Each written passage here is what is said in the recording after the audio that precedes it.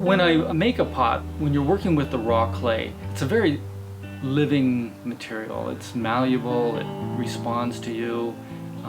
Even when it's full of moisture, it just looks alive.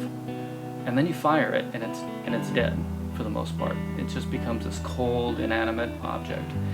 And I wanted to create a finished piece that had the life in it that it had when I was working on it. I'm Randy O'Brien. I'm a ceramic artist. I live in Tucson, Arizona. First time I walked into a pottery studio, I was a foreign exchange student in East Malaysia. I was just in awe. I hadn't had any exposure to pottery or art in general before that. And I remember holding them and thinking, I really want to try this someday. I ended up going to school at UC Berkeley right after I got back from Malaysia.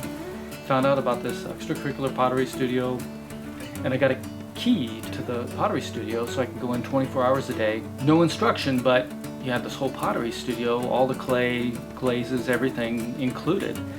I just fell in love with it. But what I really enjoyed was the feeling of sitting down and if I spent hours on the wheel throwing pots, I was just like washed clean. I just felt so good, and I became addicted to the feeling of throwing pots, more so than what I did was kind of a byproduct.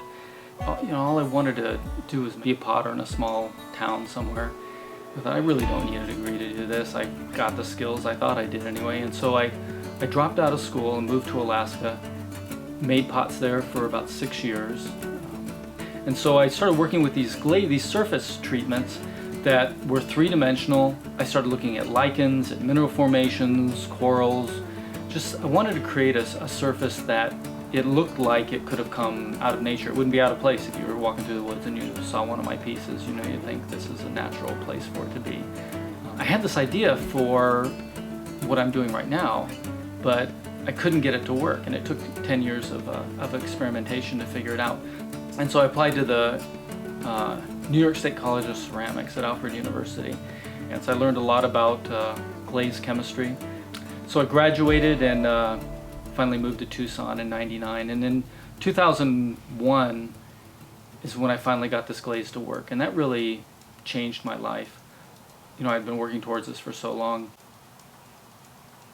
A concern that potters have, or beginning potters have, about spending life making pots or trying to make a living as a potter is that they don't want to be starving the rest of their life. But my definition for success at that point in my life, in my early 20s, was not so much how much money I could make, but if I didn't have to have a job, if I could spend all of my time working in my studio and not having to go out and work for somebody else, I felt successful. I worked 16 hours a day, 7 days a week, and I just put in a lot of hours. And I barely scraped by, but I was happy because I was spending all of my time in the pottery studio, which is really where I enjoyed being. And still do.